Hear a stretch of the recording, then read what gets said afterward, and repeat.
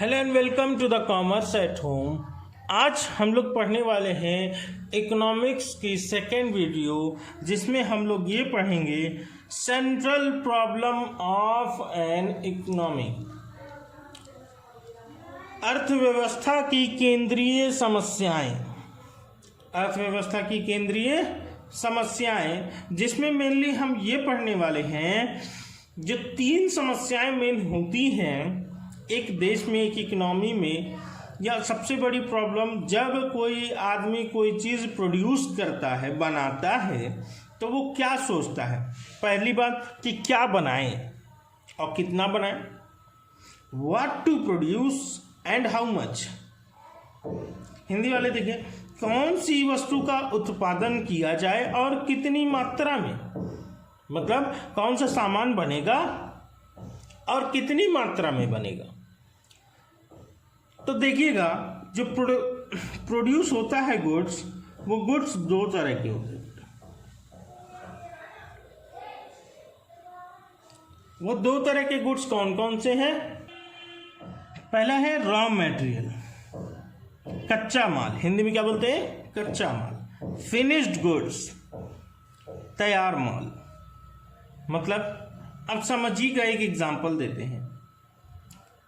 आप जानते हैं जो ये कागज तैयार होता है, ये किसी लकड़ी से तैयार होता है, ठीक है। तो क्या पहले कागज इतने ही बड़े में बनता है?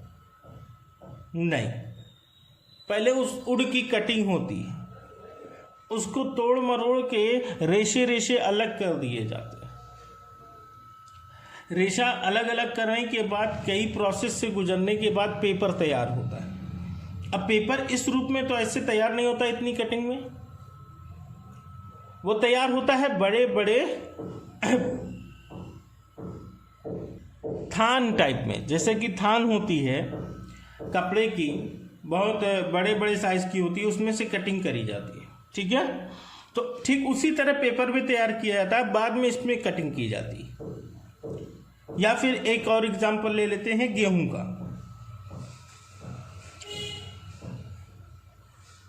व्हीट, गेहूं में क्या मामला है कि जब कोई किसान इसे प्रोड्यूस करता है तो गेहूं का आटा बनता है, ये आप जानते हैं।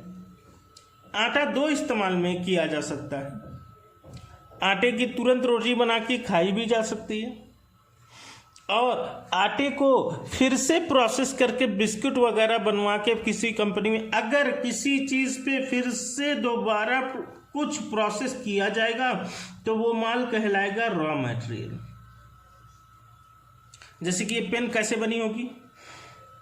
पहले प्लास्टिक बनाई गई होगी, प्लास्टिक को मोल्ड करके इस फॉर्म में किया गया होगा। तो जब कोई आदमी प्लास्टिक बनाता है तो मतलब वो रॉ मटेरियल बना रहा है। प्लास्टिक को फिर इस्तेमाल करके, प्रोसेस करके उससे पेन बनाई गई, उससे पेन बनाई गई, तो ये तैयार माल हो गई, अब इस्तेमाल के लिए तैयार है, ठीक है। तो रॉ मटेरियल क्या था भैया? प्लास्टिक तैयार करना। तो आप सबसे पहले ये डिसाइड करेंगे कि आप रॉ मटेरियल तैयार करेंगे या फिनिश्ड गुड्स तैयार करेंगे। मतलब आप प्रोड्यूसर बनना चाहते हैं तो पहले ये डिसाइड करना पड़ेगा कि हम अगर बनाएं तो क्या सामान बनाएं, रॉ मटेरियल बनाएं, कच्चा माल, या फिर फिनिश्ड गुड्स, तैयार माल, ठीक है। दूसरा देखते हैं how to produce. How to produce में दो तरीका है इंसान के पास सामान बनवाने का। या तो वो मशीन को इस्तेमाल करे, या फिर वो लेबर को इस्तेमाल करे। तो दो टेक्निक है हमारे पास, दो तरीका है हमारे पास, मशीन को इस्तेमाल करके या फिर लेबर को इस्तेमाल करके।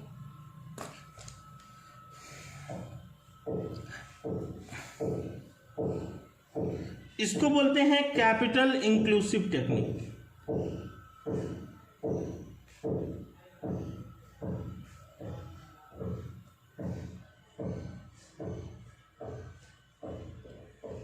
और इसको बोलते हैं लेबर इंक्लूसिव टेक्निक। अगर एक घर बनवाना है तो हमें देखना पड़ेगा वो घर हम लेबर लगवा के सिर्फ बनाएं या मशीन इस्तेमाल करके बनाएं। लेबर लगवा के बनाएंगे ज़्यादा कास्ट आएगी या मशीन लगा के बनाएंगे ज़्यादा कास्ट आएगी। मान लो एक एग्जांपल लेते हैं। आपके पास प्लास्टिक आप तैयार करते हैं, उस प्लास्टिक से चेयर भी बन सकती है, फिनिश्ड गुड्स हो जाएगी तब, है ना। ये प्लास्टिक तैयार किया, उससे आप चेयर भी तैयार कर सकते। ठीक उसी तरह आप जो चेयर तैयार कराएंगे, आपको पता है बेटा उस प्लास्टिक से अगर चेयर तैयार कराना है तो हमें मशीन का इस्तेमाल करना पड़ेगा, लेबर उसमें काम नहीं आ पाएगा। बात समझ में आ रही है? तो चेयर अगर हमें बनानी है तो हमें मालूम है हमें मशीन का ही इस्तेमाल करना पड़ेगा, कैपिटल इंक्लूसिव टेक्निक। वहां पे लेबर काम नहीं आ पाएगा। क्यों उसकी कटिंग उस तरह से वो कर नहीं पाएगा। लेकिन अगर लकड़ी हो, लकड़ी की चेयर बनानी है तो दोनों तरीका इस्तेमाल कर सकते हैं, मशीन का भी और लेबर का भी। मान लो कोई आपके पास ऑर्डर आया 1000 पीसेस चेयर लकड़ी की तैयार करानी है, 1000 पीसेस। अब बोला उसने कि हमको 1 हफ्ते के अंदर चाहिए। अब बताइए 1000 पीसेस आप कितने लेबर रखेंगे बनवाने के लिए? बहुत सारे लेबर लगेंगे। तो आपको सोचना पड़ेगा अगर लेबर रख के काम कराएं तो बताइए ये हमको सस्ता पड़ेगा या मशीन लगा ले, मशीन से हमें सस्ता पड़ेगा। या फिर 1 हफ्ते के अंदर लेबर से पॉसिबल ही नहीं है इतना जल्दी तैयार करा पाना, लेकिन मशीन से पॉसिबल है। मशीन से कटिंग होगी तो जल्दी सामान तैयार हो जाएगा। तो ये डिसाइड करना पड़ता है कि हम मशीन लगा के काम करें या फिर लेबर लगा के काम करें। 2 बातें। पहली बात, क्या हम बनाएंगे, रॉ मटेरियल बनाएंगे कि फिनिश्ड गुड्स बनाएंगे। दूसरी बात, हम लेबर लगा के बनाएंगे कि मशीन लगा कर बनाएंगे। तीसरी बात, जब उसको बेचना होगा किसके लिए बनाएं, फॉर होम टू प्रोड्यूस, उत्पादन किसके लिए किया जाए और उसे कैसे बेचा जाए। पहली बात, हम तो जानते हैं भैया कस्टमर के पास, कंज्यूमर जो होता है, देखिए दोनों में बहुत डिफरेंस है, कस्टमर और कंज्यूमर में, कभी फुर्सत में बताएंगे।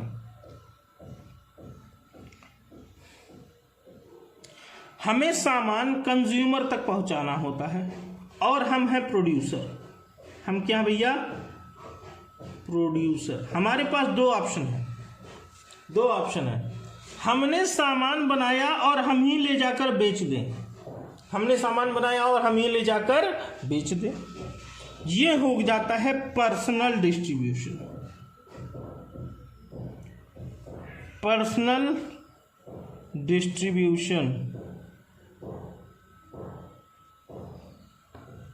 ठीक है। व्यक्तिगत वितरण, हिंदी बोलेंगे व्यक्तिगत वितरण। दूसरा है चैनल डिस्ट्रीब्यूशन। चैनल डिस्ट्रीब्यूशन में क्या होता है, पहले प्रोड्यूसर बेचता है होलसेलर को, होलसेलर फिर बेचता है रिटेलर को,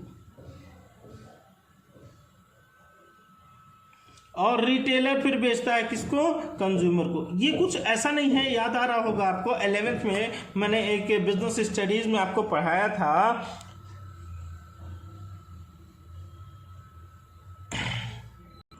मार्केटिंग चेन के नाम से। मार्केटिंग चेन क्या होती है? मार्केटिंग चेन, जब कोई आदमी प्रोड्यूसर सामान बनाता है, मैन्युफैक्चरर जो होता है वो सामान बनाता है तो वो बेचता है किसको? होलसेलर को। होलसेलर से वो चीज़ कहाँ चली जाती है? रिटेलर के पास। रिटेलर से कंज्यूमर के पास। इसको बोलते हैं फंक्शनल डिस्ट्रीब्यूशन।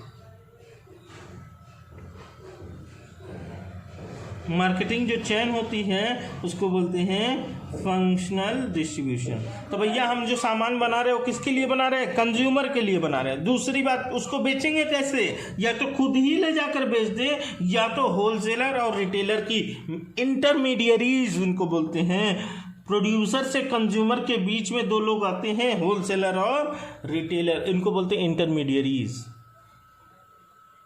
तो ये दोनों जो बीच में आते हैं ये क्या कहलाते हैं? फंक्शनल डिस्ट्रीब्यूशन के हिस्से कहलाते हैं। तो फंक्शनल डिस्ट्रीब्यूशन भी हम कर सकते हैं, हम सामान अपना होलसेलर रिटेलर के थ्रू कंज्यूमर तक पहुंचाएं, या फिर हम खुद ही बनाएं और खुद ही ले जाकर बेच दें। ठीक है, तो ये 3 समस्याएं थी, तीनों समस्याओं का हल हो चुका है। आगे चलते हैं, आगे देखते हैं।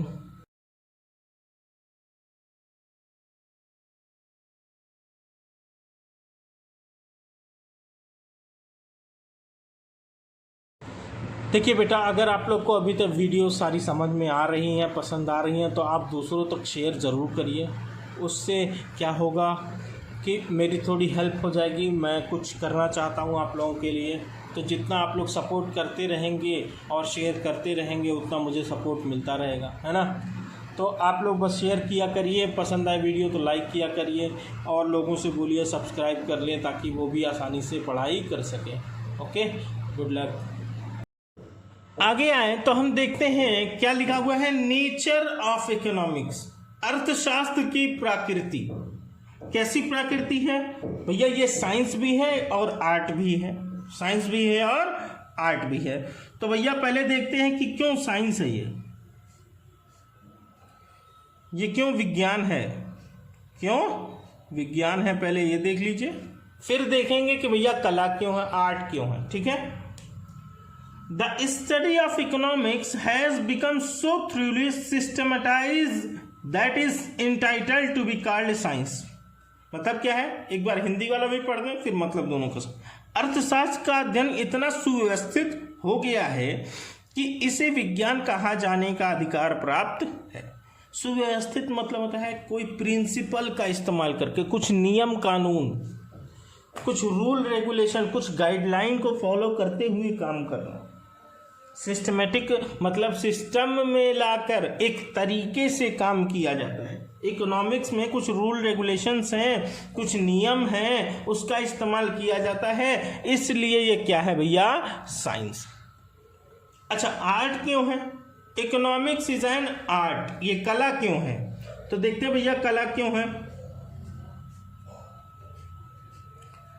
Economics is also an art because ये एक कला है क्योंकि it is not a मियर theory, क्योंकि ये सिर्फ थ्योरी नहीं है, but it has a great practical use, इसका प्रैक्टिकल यूज भी बहुत है, प्रैक्टिकल यूज भी बहुत है।